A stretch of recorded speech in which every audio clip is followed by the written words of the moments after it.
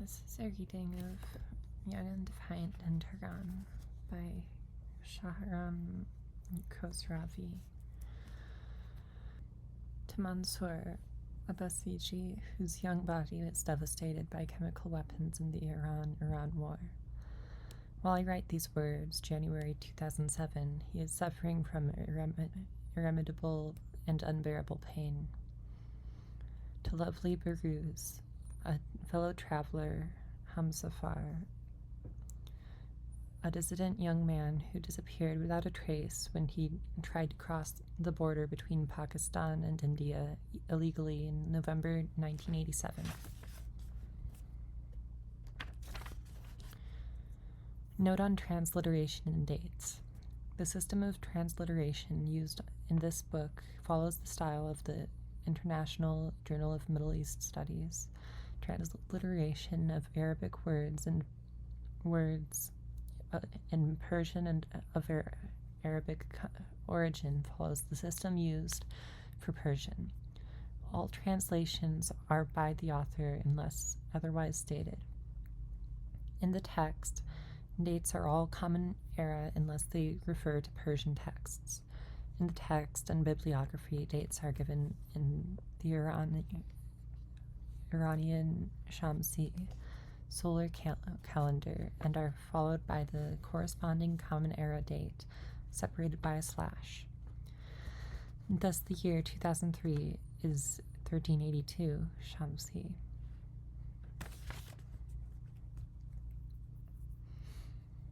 Preface. It happened in Tahran Square early one afternoon in September 1993. Tehran was burning under the summer sun. At this time of year, the daytime temperature can reach 45 Celsius in the shade. Years later, in September 1998, I visited this place in North Tehran in the early afternoon on several September days in order to build up an image of the incident. Tahran Square, a central business zone, is usually crammed with people and cars. On this day, the hot sun had driven people away to look for the comfort of their air-conditioned homes.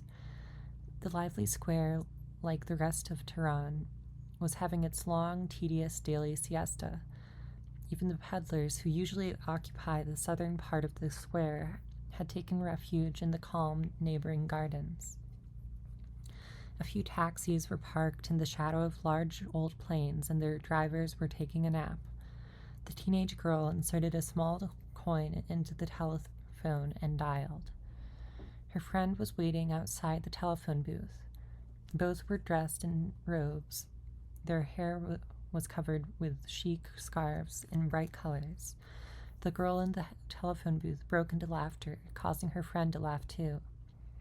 After a while, the girl waiting on the pavement saw a young armed man jump out of a car. She panicked when he approached the telephone booth.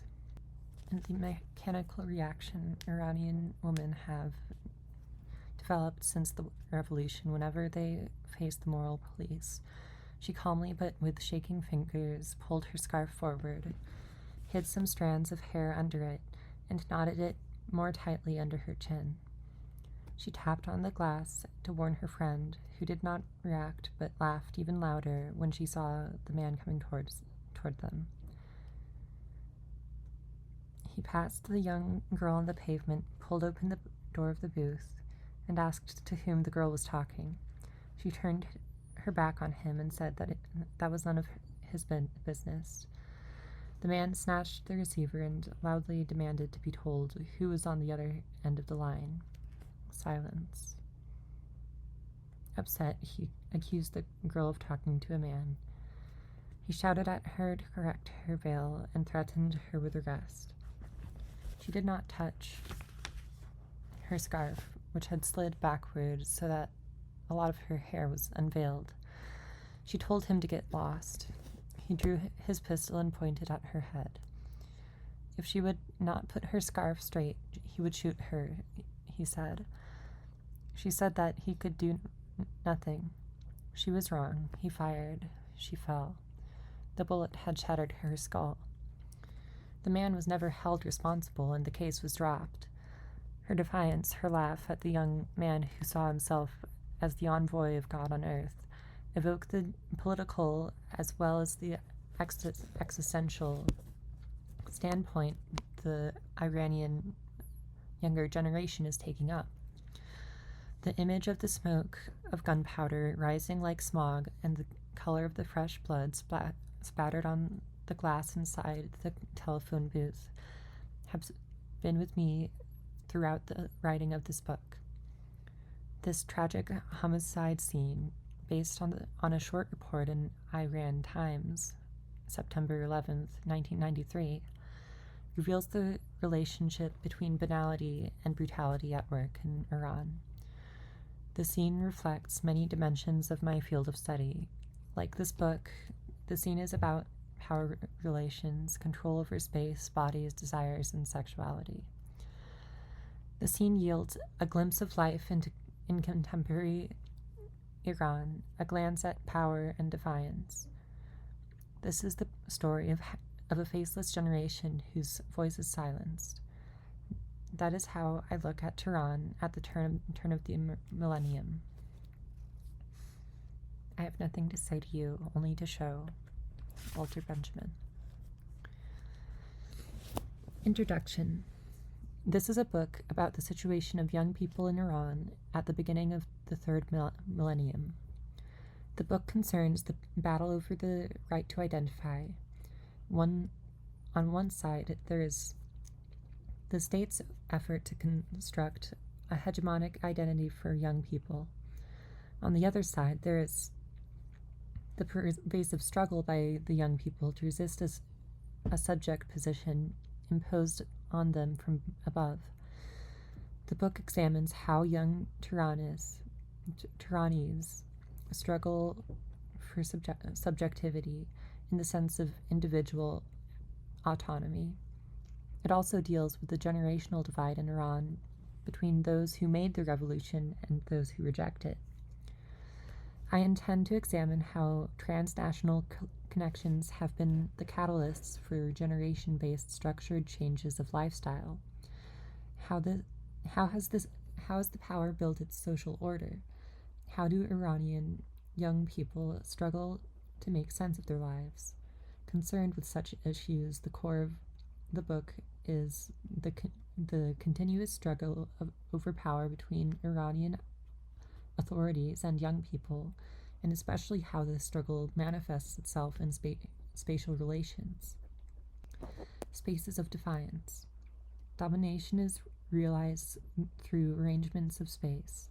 Space is fundamental in any exercise of power. Michael Foucault, 1977, borrowed the model of the panopticon as a metaphor for the spatial arrangements of surveillance that he saw as central to the way deviant individuals were disciplined. Faced with the possibility that they are under constant surveillance and the threat of immediate punishment for wrongdoings, the observed discipline themselves. But while spatial relations contribute to the creation of docile subjects, space can also provide opportunities to contest power. Michael de Certeau, from 1984, describes two opposed forms of power in relation to spatial practices: strategies and tactics. Strategies create and control specifically marked places by putting them under the control of the powerful state. Opposed are that appear in situations which are not completely under control. Tactics produce spaces. Tactics rely on the use of time. Those who employ tactics are always on the watch for opportunities that must be seized on the wing. Des Certeau, 1984, XIX. Resistance builds on catching the elusive moment when it is possible to realize individual preferences, when individuals can challenge the rigid organization of place and turn it into a space for defiance. Dessertau argues that the oppressed cannot escape the system that has dominated them, but can continually manipulate events within the system in order to precipitate fragmentary and fragile voices of the weak. 1984. These tactics are not necessarily political in the sense of organized and institutionalized political goals and actions, but are usually tricks and distortions that subvert the repressive order at an individual level. These everyday practices enable people to survive the oppressive structure of society and achieve limited practical kinds of autonomy. People create alternative spaces for social actions and ideas. In the context of this book, these include shopping malls in Tehran, basements playing rock, coffee shops as meeting places for the young, the mountain retreats north of Tehran, all places that act as sites for the expression of alternative ideas and even moralities. Although this book is about resistance, it tries to go beyond what Scott, 1985, calls everyday forms of resistance, to look at the pervasive dissatisfaction among Tehrani young people who not only defy the authorities but also oppose the parental and question the very basis of the order. Individual acts of defiance and cultural escape are dominant aspects of young people's social life, not necessarily part of organized acceptance. They can be seen as simple acts intended to challenge and provoke the representatives of the authorities. Given the long history of despotism, a culture of mistrust and hostility has developed between the central power and the Iranian people. A large part of what a scholar might classify as the glorious resistance of Iranians during the regime is a national habitus that goes back a long way in history. These forms of everyday resistance require little to no coordination or planning. They often represent a form of individual self-help, and they typically avoid any direct symbolic confrontation with authority. This is seen ubiquitously among Iranians, but is rarely referred to as mokavmet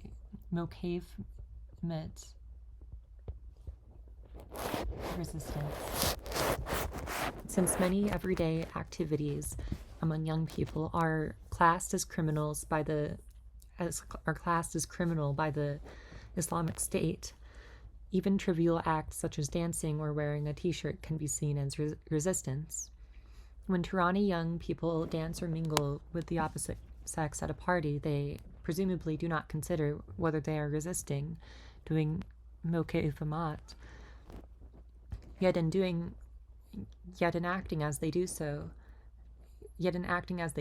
they in effect reject the subject position the regime attempts to impose upon them, whether they intend to or not. I would like to make a distinction between resistance as a deliberate response to state oppression and the practice of defiance, or an example, student movements, and the practice of defiance as a spontaneous, uncoordinated, everyday challenging of the social order. The ubiquity of resistance studies and anthropological research in the 1980s, see Brown 1996, has been criticized because of its failure to provide sufficiently detailed ethnography. Thin ethnography allows a homogenization and romanticization of the resistors and disregards aspects of gender, age, and class. Moreover, as Ortner puts it, resistors have their own politics. Within resistance, there are power relations based on class, gender, age, and ethnicity, which make relations between the dominant and the dominated, more ambivalent and ambiguous. Based on ethnography, this study looks at the cultural defiance of young Tehranis as constituting creative and transformative projects, rather than merely being actions of opposition. How do oppressed young people create their own culture? How do gender, class, and age shape the framework of power along both a vertical axis, authorities versus youth, parents versus children, and a horizontal one, men versus women, poor versus rich, Tehranis versus non-Tehranis? Young people defied the dominant social order by, for example, engaging in global youth culture. But defiance is not solely restricted to this new area of modernity. Youth's defiance has also grown out of tradition. As I show in Chapter 6, along with taking part in global youth cultures, young Tehranis utilize Sufism, a pre-Islamic Persian cultural forms, to shape their defiance. Paradoxically, under the theocratic rule, a pre-Islamic Persian Renaissance has emerged among young people who use both religious visions of the romanticized mysticism of Sufism and Zoroastrianism, and the rituals of these movements. An example, Chahar's sorry, I don't know how to pronounce that. In order to reject the identity imposed from above. The first two chapters of this study examined the efforts by the authorities to set up a social order based on a caring discourse, as well as on the social organization of power which produces the kinds of bodies, souls, and sexualities the regime desires. Generation. In anthropology, generation is a form of social identity alongside class, ethnicity, and gender. Rather than defining generation in relation to kinship or descent structures, anthropologists see generations as cohorts of people born in the same time period who have experienced the impact of common historical events and cultural forces. Generational identity is produced by common experience, which provides the stuff of symbolic culture and leads disparate individuals to feel bonded to one another. Karl Mannheim, in his classic essay, The Problem of Generations, asserts that a generation is a group of people who confront the same historical events. Not all members of a generation react to an event in the same way, but what makes a group a generation is its connection to that event and to shared historical and social experiences. Each generation thus differs from other generations. Developing Mannheim's theory, John Bornemann asserts that generational disposition refers to the objective conditions and environment in which a generation lives and to which it reacts. A generation is determined not only by the shared problems of the time, but by the responses to these shared problems. Each generation's experiences are categorized and periodized by the aesthetic and ideational framework set in relation to the policies of the state and other historical contingencies. Social and historical events and objective conditions become articulated in terms of generational consciousness. Furthermore, the social organization of any labor is built on the members' place in the social division of labor, their differential access to information, and their local, national, and transnational connections. Generational consciousness is often seen as articulated in terms of youth culture and symbolism, by the creativity in social and symbolic practices and the selective use of global youth culture, Iranian young people construct individual as well as generational identity. In the influential youth studies of the Birmingham School of the 1970s and essential and 1980s, youth culture has been approached as a class culture within the framework of hegemony and resistance. Youth culture, however, is both generational and class-based. It is generational in the sense that youth is a life stage within which a certain youth culture exists and in some way challenges the adult generation, but also in the sense that each cohort of youth faces new circumstances. Youth culture in Tehran varies more with generation than with class. The authorities in Iran suppress young people, whether they are from the upper middle class or working class. The hegemonic order created by the parental generation has somehow caused a homogenization of the young people's demands.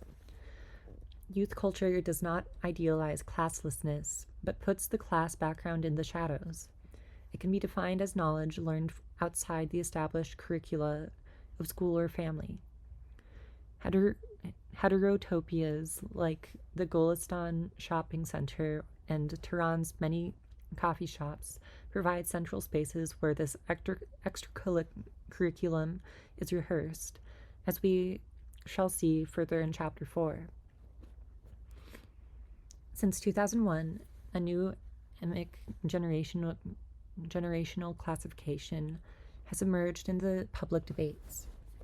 The basis of this classification is the Revolution of 1979, and it does not match the analytical classification of generations. However, the young generation labels itself the third generation. The concept elaborated in Chapter 5 refers to those who were born after the revolution.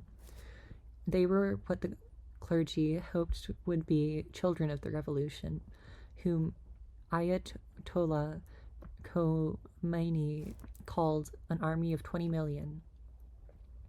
The first generation made the revolution. At the time of the revolution, they were in their 20s and older. They had spent their youth under the Shah's rule and had experience of pre-revolutionary Iran.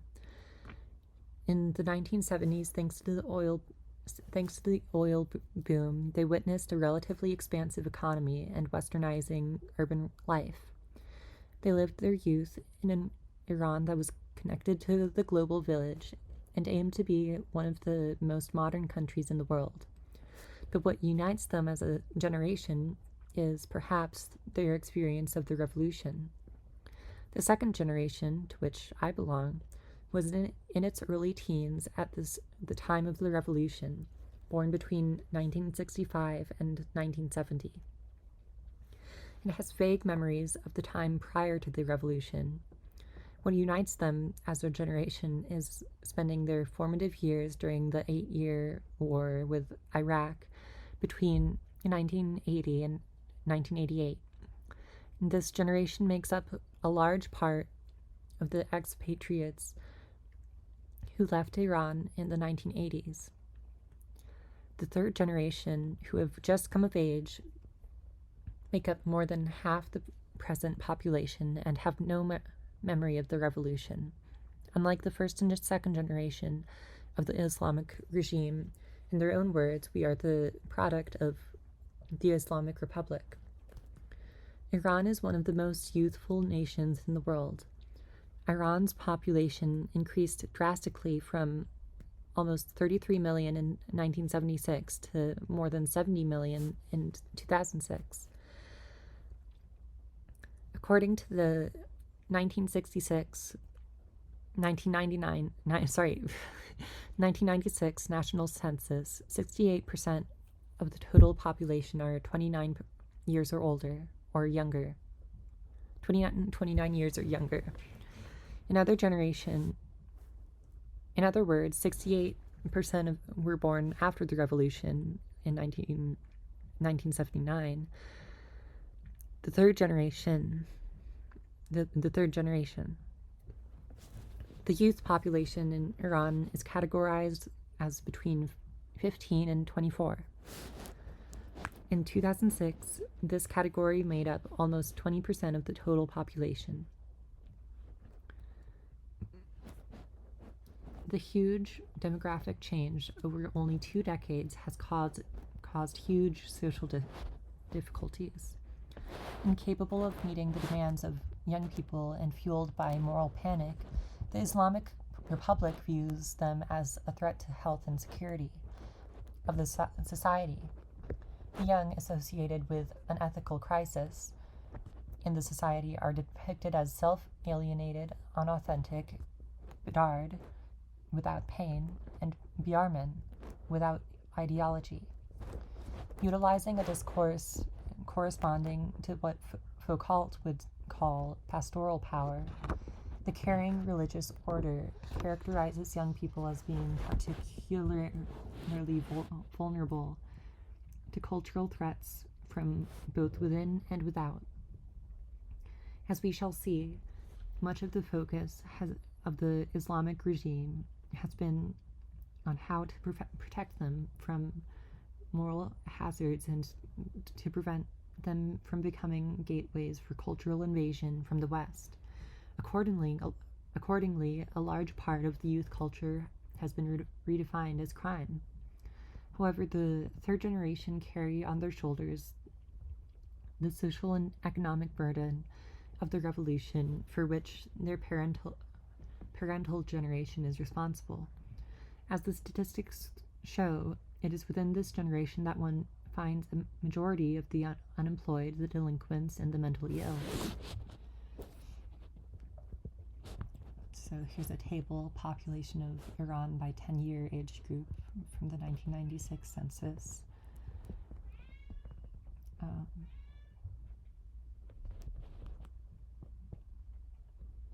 I don't know if I should read all of this.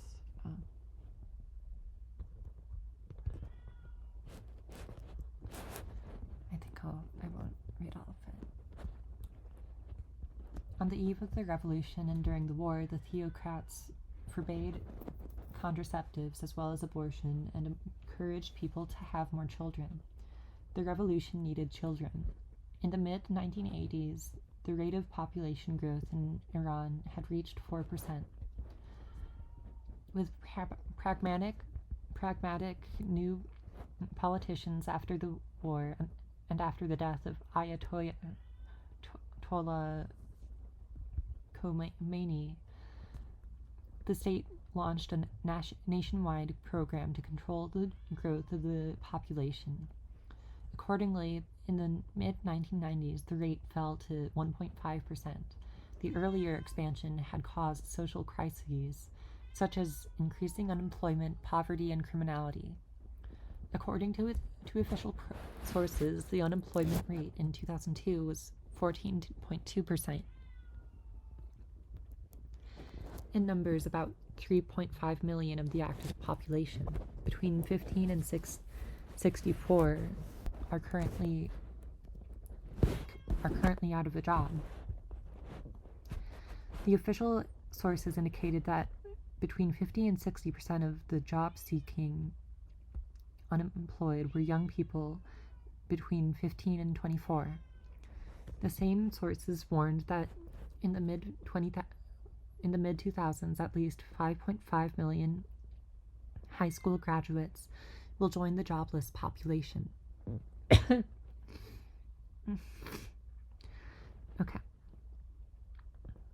The unemployment rate will subsequently rise to 24%. Unofficial financial experts suggested that the real rate of unemployment in the country in 2002 was 20.2% and would reach 27% by 2004. A study of the country's manpower indicates that an average of about 760,000 persons enter the labor market. 760,000 persons enter the labor market annually. To keep this already high average of unemployment static, there is a need for 760,000 new job opportunities per year. However, between 1991 and 1996, the Ministry of Cooperatives established only around 72,000 employment opportunities per year, not even 10% of what is needed. The need to contain the ever-increasing growth of unemployment has been a prime concern of the state since the mid-1990s. To control unemployment, the country needs an annual economic growth rate of 6%, a remote possibility in the current situation. According to official sources, inflation was 17% in 2002, and according to independent sources, as high as 25%. The petroleum-based economy of Iran, where the state still gets more than 80% of its revenue from petroleum, restricts the scope for development of the non-oil sectors.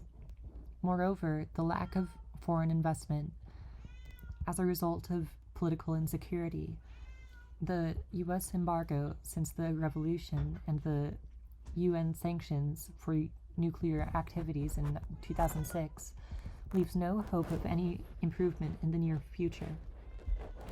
Traditionally, higher education has always been seen as a way to make a career. For many young persons, however, higher education is an unrealizable dream. The annual number of applicants taking university and entrance exams is around 1.2 million. Only 15% of whom are admitted to various higher education institutes and universities. Furthermore, a university degree does not automatically guarantee employment. One of every 12 employed Iranians holds a university degree. Unemployment and impoverishment have facilitated the growth of a series of social problems. Drug addiction and the United Nations drug addiction has drastically increased in the 1990s. Iran's welfare organization and the United Nations drug control program estimate that there are over 20 million addicts in Iran, more than 60% of them between 20 and 40. In a similar manner, criminality and prostitution have also increased. More than 650,000 persons are imprisoned every year in Iran. 65% of those in prison are under 40. Poverty is the preeminent person behind the increasing criminality among young people. Robbery constitutes 47% of the offenses committed by male delinquents. Prostitution is the most common among female delinquents. More optimistic young people seek remedy in emigration. All the young people I met in Iran saw emigration as a last resort. Everyone I came in contact with wanted to leave Iran for a better life abroad. According to the statistics from the Population Reference Bureau, Iran is one of the 5 largest sources of immigrants. Almost 300,000 people leave the country annually, the majority unemployed people with a university education. The reasons for leaving are not necessarily economic. While the best qualified, for instance, IT professionals, and the wealthiest easily find a relatively safe life in the more developed countries, less privileged young men pay large amounts to human smugglers in the hopes of seeking asylum in the West, joining the slavery joining the slavery-like underground labor market in Tokyo or Dubai. Identifying themselves as victims of the revolution and calling themselves a burned generation, they blame not only the official ideologies but also the cultural norms of their parental generation. The third generation is producing a social movement of change that permeates different layers of Iranian society. One way to approach the social world of young Tehranis is to focus on the local debate on modernity. Tradition and modernity. The generational conflict and the tension between young people and the Iranian state are articulated partly in terms of the dichotomy between Somat, tradition, and Tarjadud, modernity. This dichotomy is expressed both temporally, in terms of generational gaps, and spatially. Places are classified as traditional or modern, representing the dichotomy between local and global influences.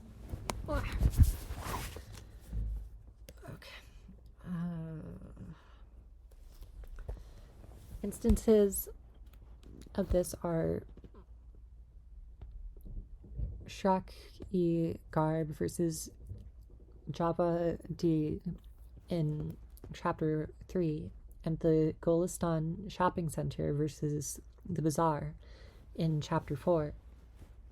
Before going further, I want to point out that this book is not about modernity per se, but rather about the local debates about modernity.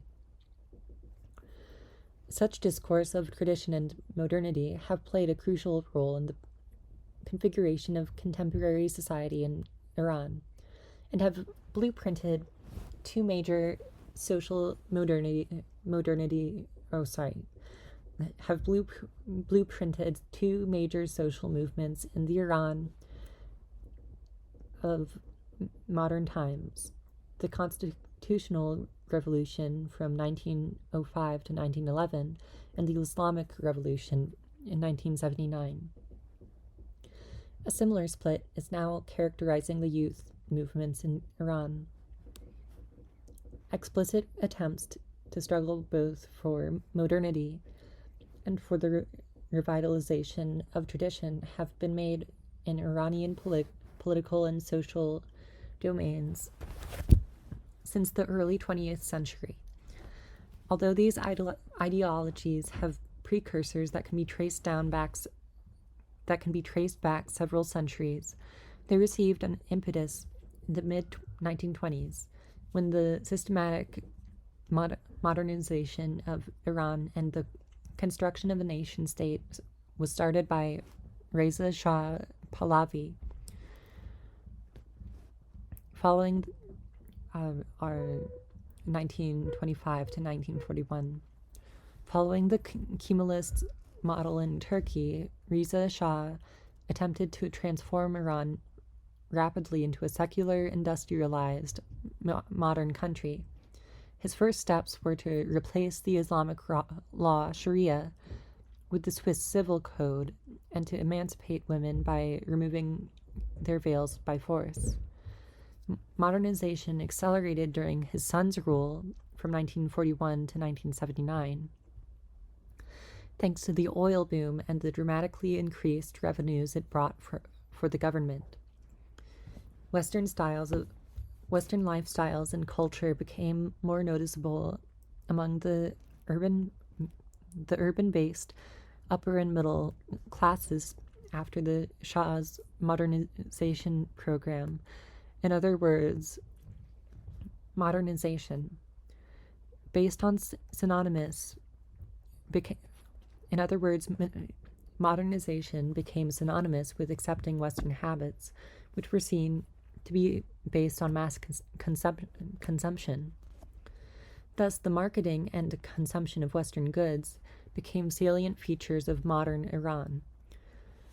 Question: concerning the disjunction with the old patterns of life have been raised with increased intensity in the last few decades due to the intensification and proliferation of transnational connections and the increased mobility of cultural products and meanings. The project of a rapid westernization of Iran in the 1970s was followed by a wave of Islamization in the 1980s, a vast effort to revive Islamic tradition. The collective life changes are followed by the development of split loyalty, on the one hand to Iranian traditional patterns of life, and on the other hand to Western modernity. The difficulty Iranians have had in adapting to modernity has been diagnosed as cultural schizophrenia, or social malady of Weststruckness. Many analysts see the 1979 revolution as a reaction to this social malaise, represented in Iranian modernity. All emblems of Western and non-Islamic culture, popular culture, and the consumption of Western goods among young people. The conceptual dichotomy between Somat and Tajadud is heavily gendered. In Iran and other Islamic countries, the most characteristic distinction is the way it is reflected in the duality of veiling/unveiling, and is thus explicitly imprinted on women's bodies and voices. Iranian women have been seen as the house since the constitutional revolution in the early 20th century. Compulsory unveiling in 1936 was the focal point of the modernization project started by Reza Shah Pahlavi. Barely a half-century later, the Islamic Republic's search for authentic culture began with veiling the women and pushing them back into the patriarchal private spaces. While veiled women have been seen as a touchstone of Sonat, unveiled ones personify the Tajadud. In this book, I shall use the dialectics of veiling and unveiling to approach questions on the disjunction or conjunction of tradition and modernity in Iran. The veil, in its general meaning, is not only an expression of sex segregation, but per se, but also an indication of de-individualization, concealment, and a walled, untransparent society. See Chapter 2. Society veiledness negates the presence of voiced individuals. It connotes a normative modesty, the silence and absence mainly of women, but also of men, as I developed in Chapter 2. Unveiledness indicates self-assertion and characterizes all who oppose normative modesty. This book has two goals: to explore the contexts out of which the current cultural politics has emerged, and to provide an ethnographical description of the practices of everyday life with which young Tehranis demonstrate defiance against the official culture and construct their own culture. Hopefully I shall contribute also to a scanter but optimistically growing number of urban anthropologies of Iran and ethnographical works on contemporary Iranian urban life. Fieldwork. Doing urban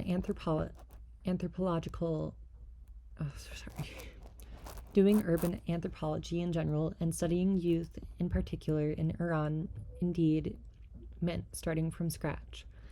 In Iran, anthropology has preeminently been interpreted and practiced as nomadic studies.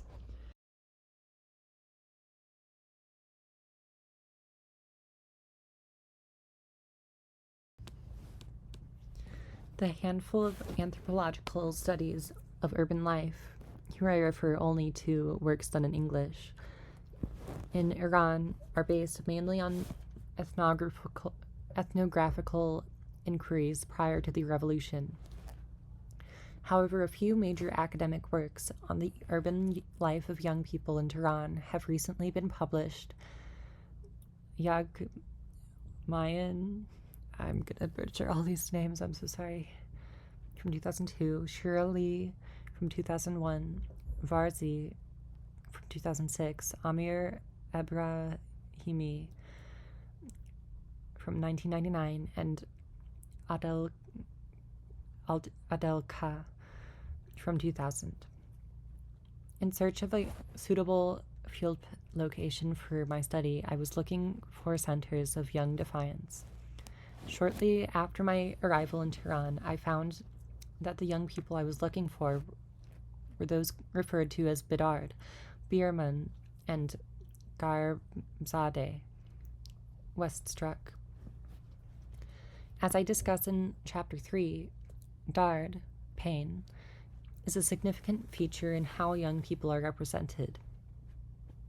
Dard is associated with inner purity, Safa ye Batan, conscience and responsibility. Bedard, without pain, pain-free, is accordingly associated with ignorance and frivolity.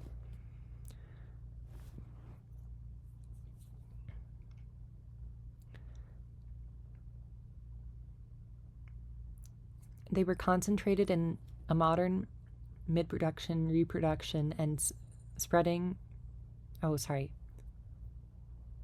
They were concentrated in a modern, middle-class, affluent neighborhood called Shahraki Garb, a center for production, reproduction, and spreading of Western youth culture in Iran. These young people were viewed by the authorities, the parental generation, and experts as non-representative or atypical of Iranian youth, which I elaborate in more detail in Chapter 3. The local construction of a westernized youth identity opposed to the native youth identity attracted me to this neighborhood and its young people. Hence, persons in my study were selected not as being representative and typical middle-class young people, but as being part of a specific youth culture. Although I conducted my fieldwork mainly in this modern middle-class neighborhood, my study also includes young Tehranis from other parts of Iran, particularly from poor neighborhoods in South Tehran. Throughout the fieldwork, I worked with 46 young Tehranis, 15 of them South Tehrani with a working class background. Of the 46, only 11 were female. For the obvious reason of Iranian gender segregation, I had restricted access to female informants. In most cases, the young women I interacted with were girlfriends or sisters of my male informants. However, the tacit ethical codes in Iran for communication between the sexes impeded talking with girls about a range of topics, particularly sexual ones. My informants were all between 18 and 25 years old. I also obtained valuable information from older people around, usually their siblings or parents. I was curious to know what non-Tehrani young people in the periphery thought about their Tehrani contemporaries, and generally wanted to explore Iranian youth culture. So, in addition to the first group, I interviewed 12 young men and women in Isfahan. I came to know many of my informants quite well, others not so well. I interviewed some only once, others several times. Although I met a majority of them regularly, only 2 turned into what could be called key informants. Simon and Dara became good friends from an early stage of my fieldwork. There is a strong emphasis on locale-centered ethnography in this book. My choice is based on ethical and political considerations to protect people involved in the study. The ethnography, however, moves through a spatial arrangement of power in the first 2 chapters. Spaces in Sharaki Garb in Chapter 3, the Golistan Shopping Center in Chapter 4, cinematic spaces in Chapter 5, heterotopias of everyday life in Chapter 6. The fieldwork was a combination of appointment anthropology and conventional participant observation. There was not a fixed group of young people for me to join. Therefore, I met my informants individually. I spent many mornings meeting officials and interviewing filmmakers, musicians, and journalists. Other days, I used the mornings reading through documents and publications in libraries or visiting houses of culture to make a note of their activities. In the afternoon and early evening, I hung around with my informants in the Golistan shopping center or elsewhere in the Sharaki Garb. In the late evening, I socialized with Dara or Simon, who did not like each other, so it had to be one at a time. We met in more intimate milieus, usually in their homes, but also at my apartment. Sometimes we went to the cinema or a concert. Only 4 of the Tehrani young people in my study belonged to the Basij, volunteer military. As I explore in more detail later on, several reasons contributed to making the presence of young Basijis so small in my study. It was preeminently a matter of access. As guardians of Islamic values and norms, Basijis stood opposed to the majority of young people in the study. My Iranian background robbed me of the chance to position myself in the field as an anthropologist first and an Iranian second. Furthermore, regular contact with Basijis would definitely damage my other informants' confidence in me.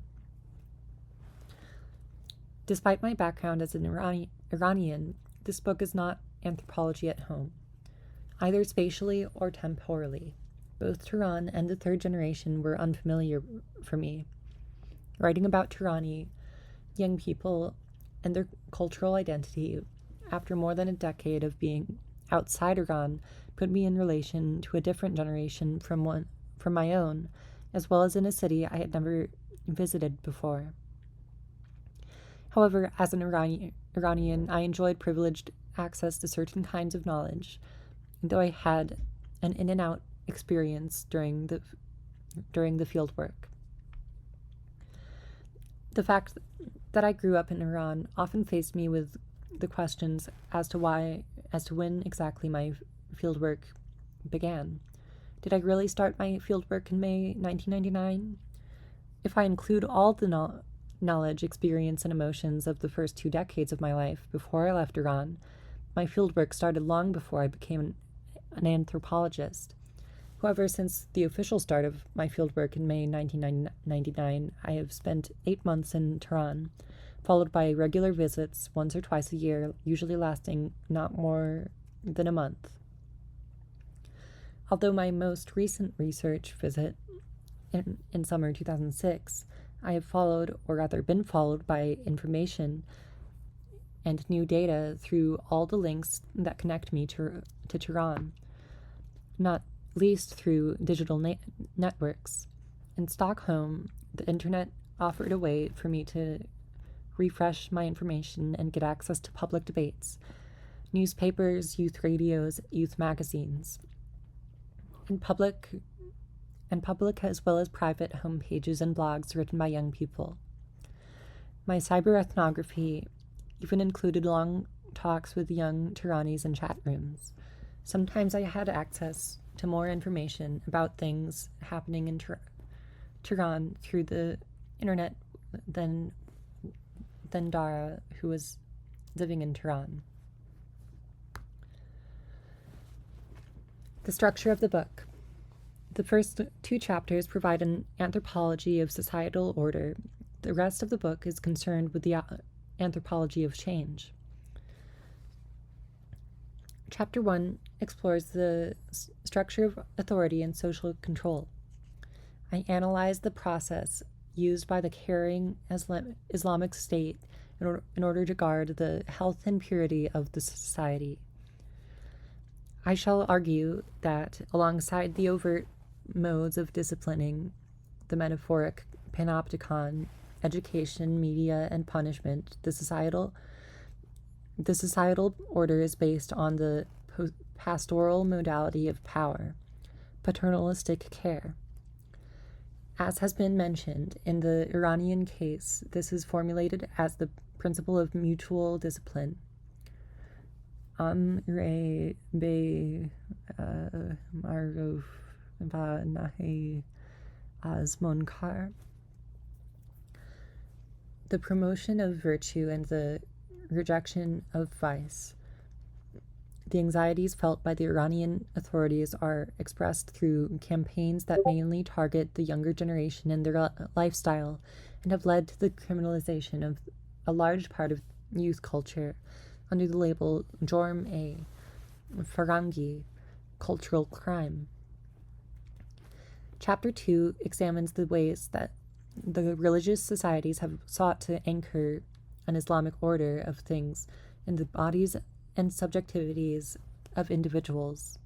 While Chapter 1 deals with the structure of authority, Chapter 2 examines its aesthetics.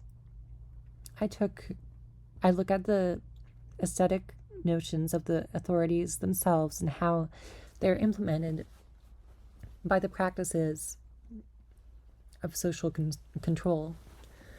The aestheticization of modesty, as I call it, is manipulated through 3 schemes: a revolutionary romanticization of poverty, the practice of veiling, and the emotionalization of politics. I show how theocratic aesthetics view pain, dard, and suffering, ranj, as hallmarks of dignity and purity. Accordingly, bedardness is seen as a sign of immorality and an anti-revolutionary stance. Chapter 3 provides the reader with a sense of the spatial layout of the brief illustration of the urban milieu of Tehran. It continues with a presentation of how people in Tehran perceive the city, how it is structured by the dichotomies of poor/rich, modern/traditional, and local/global. With reference to a distinct mentality, social organization, and neighborhood identity, the young people of Shahraki Garb try to dissociate themselves from the wider society through claims on cultural secularism and globalism. This chapter shows how geographic indications reveal a status hierarchy in the city as a whole, North versus South Tehran, but also inside the Shahraki Garb neighborhood.